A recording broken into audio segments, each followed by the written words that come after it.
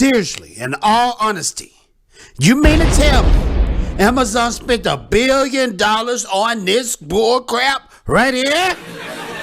You got to be kidding me, man. I won't believe it. No way, no how. This look like straight off of PS2 graphics, man.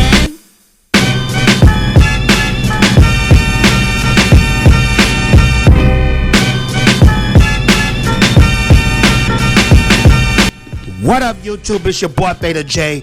Back like I left something, and I'm glad you're here. Yes, I'm glad you're here. And this is the episode 5, Rings of Power. Reaction review for you. It's getting very painful out there, ladies and gentlemen, because this show, I'm going to be in all honesty with you, right when I get to a point where I feel like they may be turning a new leaf and getting good, they always yank it back, get over here, like Scorpion, and ruin everything for your boy Fatal J. They always do it. This show is headed nowhere. They seem like it's a main goal, but I do not care for none of these characters, and I'm going to break down to you the funniest things that happened in the show, the lamest things, and right when they're about to be good, they yank it away. We're going to speak on that, but before we get into that, make sure to watch this video from the beginning all the way to the end, because what that does is help me in the algorithm, and people who are pissed off just like you about this show, it brings more people in so we can talk in the comments and come up with a plan against these guys who don't care about you, don't care about me, don't care about the beautiful Tolkien lore that's out there. They're all about dollar signs and catering to the people out there who they feel like this show should go to. See, I know the secret plan out there why these agendas and secret hidden things are in this show. These modern day messages. These modern day messages are in there so they can make money to a certain type of demographic out there. It's true, because the main people who's pulled out, which is China, I'm just going to leave it at that. China is sick and tired of what's going on in Hollywood, and me and you are too. I'm not going to go too deep into that, but if you like what you hear, if you like what you see, if I'm entertaining you, make sure to like, make sure to subscribe, make sure to hit that notification bell, because when you hit that notification bell, it makes your boy Beta J feel oh so good and oh so swell. Yeah. Yes, appreciate you greatly. Thank you so much. Now let's get into the video. So this story, this episode starts off, we back with the freaking Hardfoots again. The Hardfoots who's supposed to lighten the load and make everything funny. But this is the thing. They're not bringing nothing new to the table. We've already seen this before in the Lord of the Rings movies with Peter Jackson. We see the Hardfoots, the Hobbits, how they're interacting with a Astari, a.k.a. a wizard, a.k.a. Gandalf the Grey. Gandalf the Great, they teaching him how to talk and get himself together, and he's still using his magic, and he's helping them travel throughout Middle Earth, because their philosophy in life, everything out there is against us. It's a big brand new world. You have to go somewhere where it's safe. They're pretty much trying to lead up to the Lord of the Rings, to the Shire, but it's still nothing. It's not bringing nothing new to the table, and that's why I think this is the only reason why they have the Astari, Gandalf, that's in there. Now you saying out there, Fatal J, this is not Gandalf. I'm going to bet everything on it that is Gandalf the Grey. Too many things to go with it. Oh, he's so sweet. He's so nice. He considerate. He's questioning himself. I'm pretty sure this is Gandalf the Grey. He got gray robes. And if they're trying to go with the lore, even though I know they're not, Gandalf was the only Astari who out there interacted with the hobbits. Now you do have Saruman at the end of the Lord of the Rings trilogy who try to take over the Shire, but they're not gonna go into that like that. This is Gandalf the Grey. But I will say this too, in defense, this could be a made-up Astari character. He might not even be a wizard at all, but I ain't putting money on this. This is Gandalf the Grey. And when they reveal that this stranger is Gandalf the Grey, It is finished for them. It's completely over, and it will be a gigantic backlash out there. Next story that we're talking about, we get to the point where Galadriel is in Numenor, and they're still debating should they follow her and help people in the southern lands where the arts are trying to take over. Galadriel knows Sauron is behind all this, and blah blah blah, blah blah blah, and blah blah blah blah blah. It's even to the point now the character Halbrand, they're using him as an Aragorn archetype. See, let me tell you something out there.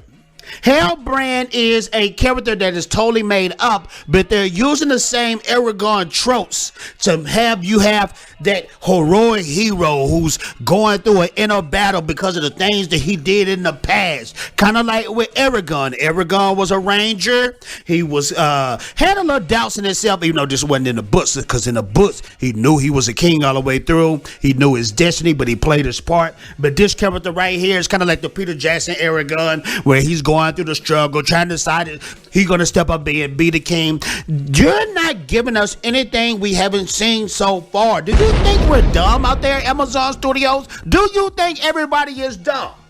And so it's politics going on in Numenor. People talking in the background. Should we follow the elf? You should never follow an elf. And the things that they done so far with elves in this. You had elves in Numenor working as slaves, or you had them working as barmaidens, and I thought that was so strange because the elves never did interact. They never did interact with Numenor. They interacted with Numenor in the beginning, but towards the fall of Numenor, which this point is supposed to be, there was no freaking interactions with Numenor when it comes to elves. I saw those barmaidens and I was like, bro, come on. Stop it. You're trying to give us a sense of Ar-Pharazôn as a very bad guy. You didn't have to do that, to put that part in there to make Ar-Pharazôn look like he was a bad guy. Everything that Ar-Pharazôn did was bad. He was cocky. He didn't care. He called himself the king of all men. That should show you right there how cocky he was. He was a bad dude. Don't get it wrong. He had a cold fleet. He had a cold army that Middle-earth have never seen before. They was on par with the elves, but they're not going to follow that. They're just going to make him a evil, villainous man. So Ar-Pharazôn, he don't like elves. He don't like Galadriel, and he's winning the people over in Numenor not to trust her. It's just, and Galadriel. So Galadriel, she's going through the city real cocky, trying to convince the people to go to the Sutherlands to help them out. And while she's doing that, she's watching Elendil men fight and train. And of course, the woman can come through and show the men how to really fight. She's literally at some point of this training, when she's fighting those guys, the Numenorian soldiers, she's fighting 5 guys at once. 5 swords against her 1 sword, and she's beating the crap out of them. This is the show. Stuff that Galadriel had never done ever in her life. Never done in the books. They take one little small thing and it's just so sad with this show, man. I'm like really disgusted with watching this show. I'm really disgusted with what I'm seeing. When I seen her fighting all those Numenorian soldiers like that, I really got PO'd, because it's just that same trope in Hollywood where the women have to always be stronger and smarter than the men.